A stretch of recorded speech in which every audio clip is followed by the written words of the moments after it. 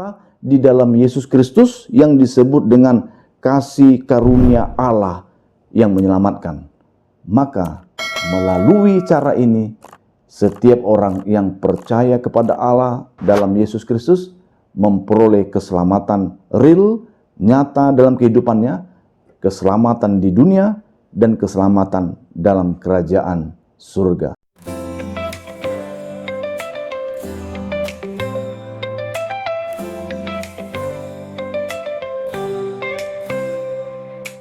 Selamat datang kehidupan, selamat belajar di sini. Beribu pasar ibu hebat mengukir mimpi-mimpi.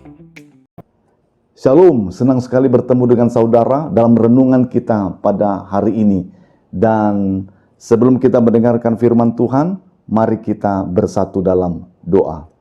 Damai sejahtera Allah yang melampaui segala akal, kiranya memenuhi hati dan pikiranmu dalam Kristus Yesus Tuhan kita. Amin. Ya, kita akan mendengarkan pembacaan firman Tuhan. Firman Tuhan pada hari ini tertulis dalam Titus 2 ayat 11, karena kasih karunia Allah yang menyelamatkan semua manusia telah nyata. Demikian firman Tuhan. Berbahagialah orang yang mendengarkan firman Allah serta memeliharanya di dalam hatinya. Amin. Terima kasih.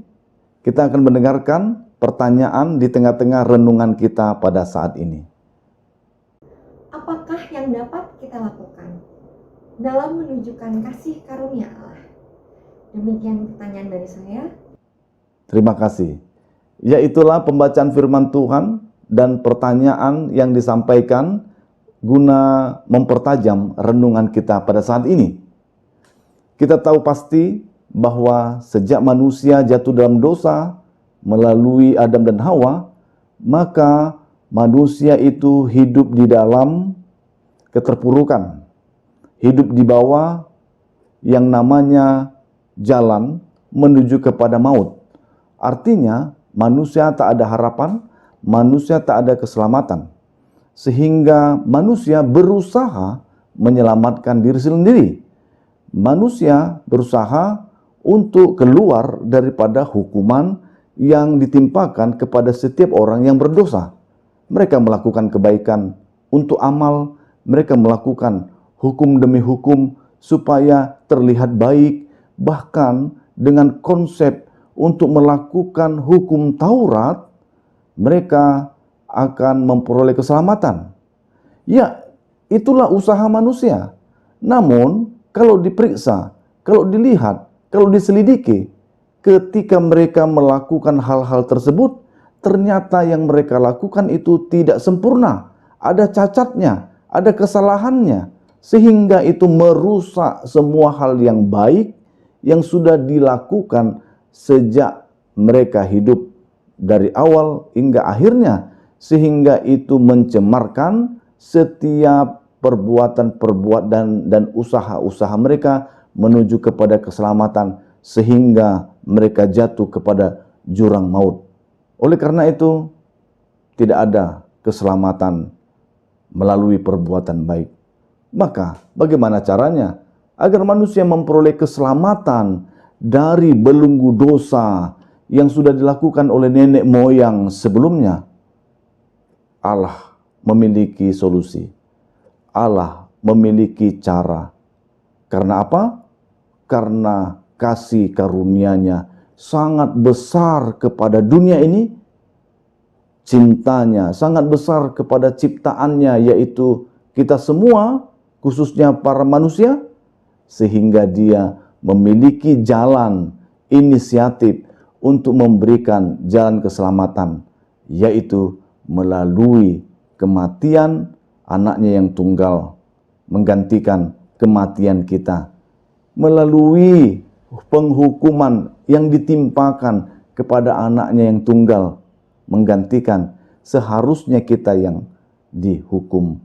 Maka itu, inilah konsep yang sudah Tuhan buat secara real, secara nyata di dalam Yesus Kristus yang disebut dengan kasih karunia Allah yang menyelamatkan.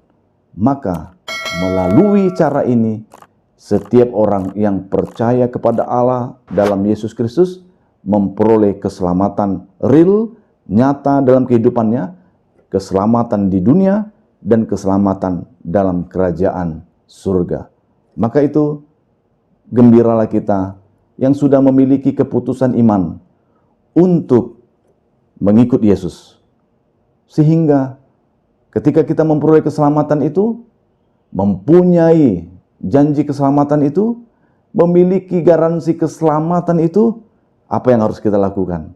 Maka yang harus kita lakukan adalah rawat keselamatan yang diberikan Tuhan dengan menjaga iman kita setia kepadanya. Jangan terombang-ambing dengan semua tawaran dunia ini. Jangan sampai menggadaikan iman kita yang benar ini kepada hal-hal yang duniawi. Jauhi kedagingan, jauhi kejahatan, jauhi kecurangan, jauhi kebohongan, agar kita senantiasa berjalan di jalannya Tuhan. Keselamatan sungguh besar diberikan Tuhan kepada kita. Jangan sia-siakan untuk hal-hal yang kecil menggantikan hal yang besar yang sudah Tuhan berikan kepada kita semua. Kita sudah diberikan keselamatan. Mari kita siarkan itu melalui perbuatan kita. Kristus ada di dalam kita. Roh Kudus bekerja di dalam kita. Sehingga melalui diri kita, kita mengajak dan membawa orang untuk mengenal Allah dalam Yesus Kristus. Itulah konsep dalam penginjilan kita, yang mana Roh Kudus terus bekerja dalam kehidupan kita, sehingga kehidupan kita menggerakkan kehidupan orang lain untuk mengenal Allah dalam Yesus Kristus, yang mana memberikan keselamatan melalui kasih karunia-Nya. Hanya di dalam Dialah kita bisa melihat kasih karunia Allah yang begitu besar diberikan kepada semua umat manusia. Maka usaha manusia menuju keselamatan sia-sia. Hanya usaha dari Allah lah yang memiliki inisiatif menyelamatkan kita. Maka sekali lagi, apa yang harus kita lakukan? Pertama, jaga keselamatan itu. Yang kedua, jaga iman kita. Yang ketiga, siarkanlah keselamatan itu sehingga banyak orang melihat dan berbondong-bondong datang kepada Allah melalui Yesus Kristus, melalui perbuatan, perkataan, kasih yang kita tunjukkan sebagai buah iman kita kepada Allah dalam Yesus Kristus tersebut. Dan jangan lupa, dalam tantangan kehidupan ini, kita senantiasa tersenyum, bahagia selalu, dan senantiasa mengandalkan kekuatan Tuhan. Dan yakinlah, kuasa-Nya menyertai kita, sehingga kita terus berbahagia. Tuhan Yesus memberkati kita semua. Amin.